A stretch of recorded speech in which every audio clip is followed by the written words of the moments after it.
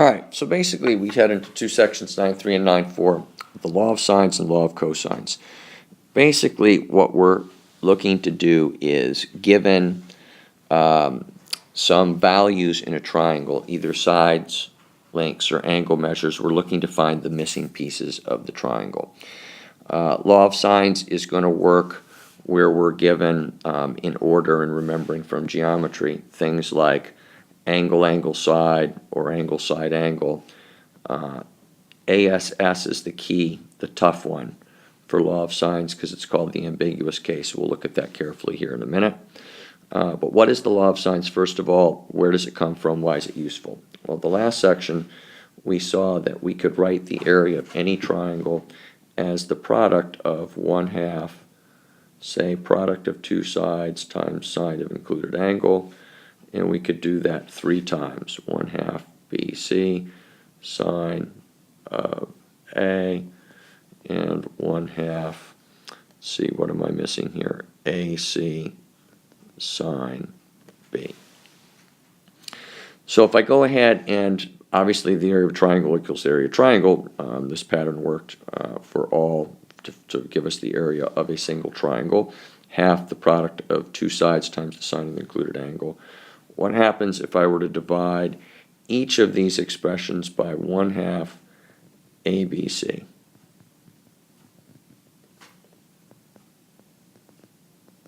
When I do that and cancel appropriately, I get, let's see, in this case, sine of angle C over C equals sine of angle A over A equals sine of angle B over B.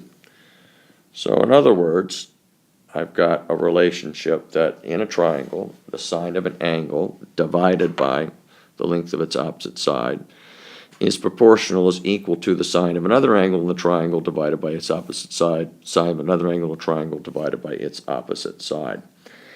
Looking at this, we also then can say, well, if that relationship holds true, then the reciprocals are going to hold true. C over sine C equals A over sine A equals B over sine B. So that's an alternative form for our law of sines. So what kind of problems are we going to be asked to solve for this? Let's take a look. Suppose I'm given triangle ABC such that measure of angle A is 12, measure of angle B is 111, and side A is 9. And we would say that we have here the situation of angle, angle, side, because as I spin around, I'm spinning, I got an angle, I got another angle, then I got a side.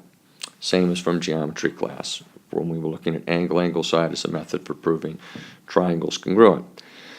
Also, angle, angle, side is equivalent to angle, side, angle, because you note if we have two angles in a triangle, we can immediately find the third one. Let's see, 111 and 12 is 133, and 180 minus 133, I believe, is 47 degrees. Let's take a look.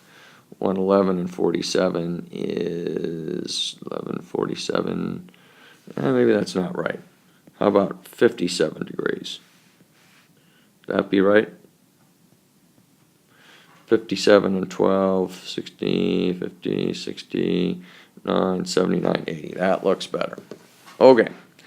If that's the case, we have quickly, by AAS, we've quickly been able to determine that the measure of angle C is 180 minus 111 plus 12. So that's pretty easy to find one missing piece of the triangle. We have two other missing pieces. We have B and C. And we'll look at finding either one. It's going to be equivalent to finding one or the other. Our law of sines says that the sine of an angle of the triangle opposite the length of the opposite side equals, now if I want to go after B here, that's going to be sine of 111 over B. And if I go ahead then and solve that for B, I get B equals sine 111 times 9 all over sine of 12 degrees. And I would take my calculator and simplify and I get about 40.1. Now I could do the same method then and solve for my other missing side, which is C.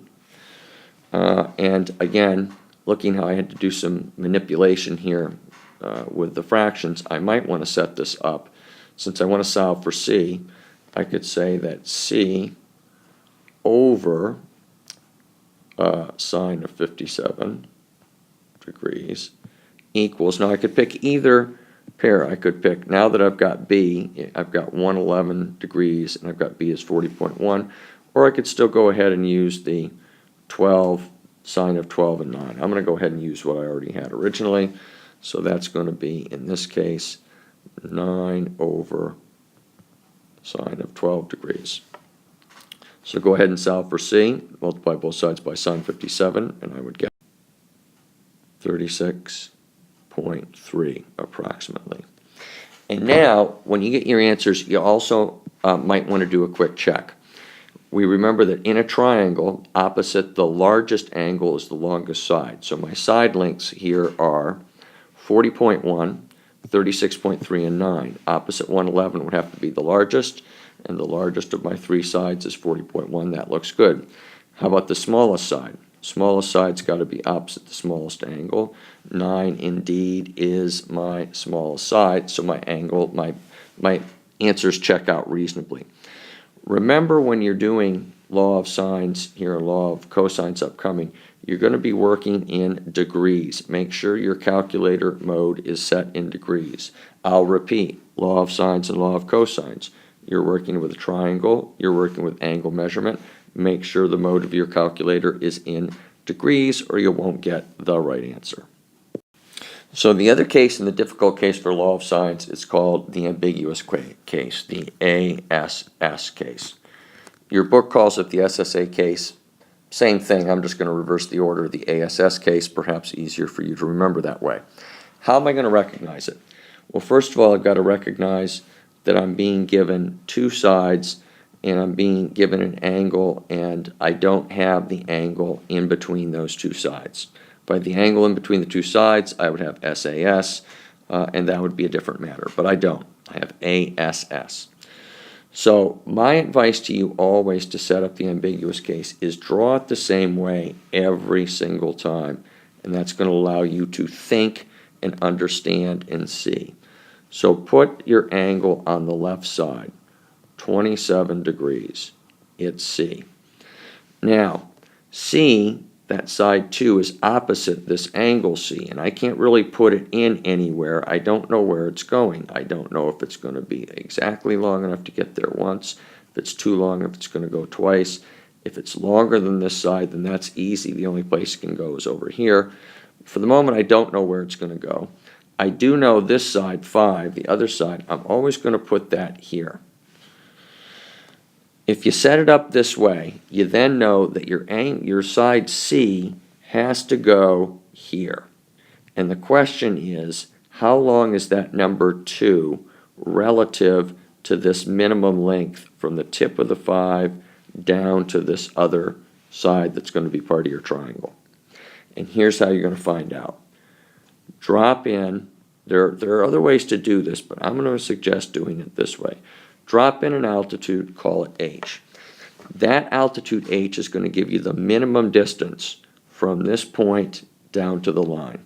And you can find that distance by simply using some right triangle trig.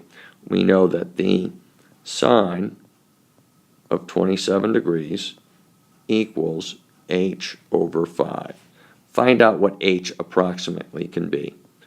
5 times sine of 27 degrees equals H, and that's approximately 2.26. Now, If that's 2.26 approximately, and I'm supposed to put a side of C here that's 2, that 2 is not going to reach all the way down. And hence my answer for this problem would be no triangle possible. That's my answer. I can't form a triangle. So I modified this just slightly. Same angle measurement. So we can, same angles measurement, same length of side B. I've just changed the side that drops down. Let's see what happens in this case. Again, if you know you have ASS, draw the picture the same way. Put your angle on the left side, 27 degrees. Put your side that you're given, not opposite the angle here, is 5. Now, I'm going to cheat in that we just did some work here. We used right triangle trig to find that length, and it turned out to be about 2.26. Now, look at the length of the segment that you got to pin the tail of the donkey with. I got to put a 7 on here. Well, 7 clearly is greater than 2.26. 7 also happens to be greater than 5. So where's the only place that that 7 can go? The only place that 7 can go is out here. How many triangles do I get? I get just one. How would I go about finding the missing parts in this triangle? Well, I know now I've got a angle and the side opposite, so I could say the sine of 27 over 7 equals, let's go after this angle over here, sine of 5, sorry, sine of, hold on, sine of that angle over there over 5 equals sine of 27 over 7. I then can solve using sine inverse and get the sine of this angle here. Once I've got two angles in the triangle, I then can subtract from 180, get this third angle up here, use the law of sines, sine of this angle over missing side equals sine of angle over side. Okay, so let's suppose, again, we have kind of the same setup here. We've got, again, measure of angle C is 27, my B was 5, this time C is 3.8. We recognize that if we looked at that minimum distance down from the 5, that was 2.2. So if I've got 3.8, it's going to be longer, so it's going to spin to here. It could go here or it could go here. That's going to create two different triangles. Now again, that 3.8 is less than the 5. The case we just looked at, if we had something like 11 here for this other side, well, the 11 can't spin over here. The 11's got only one place to go, can only go over here. But the 3.8, since it's less than 5, could go in two places. And I'm going to draw both those places out separately. One thing we're going to want to notice is that that 3.8 here creates an isosceles triangle here. And my interest in what's the relationship between the obtuse angle here in one of the two triangles and the acute angle in the other triangle. And the situation is this.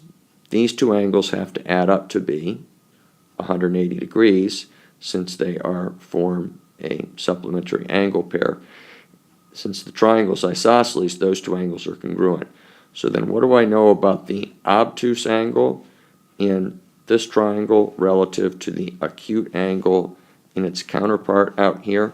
Those two angles are going to have to be supplementary.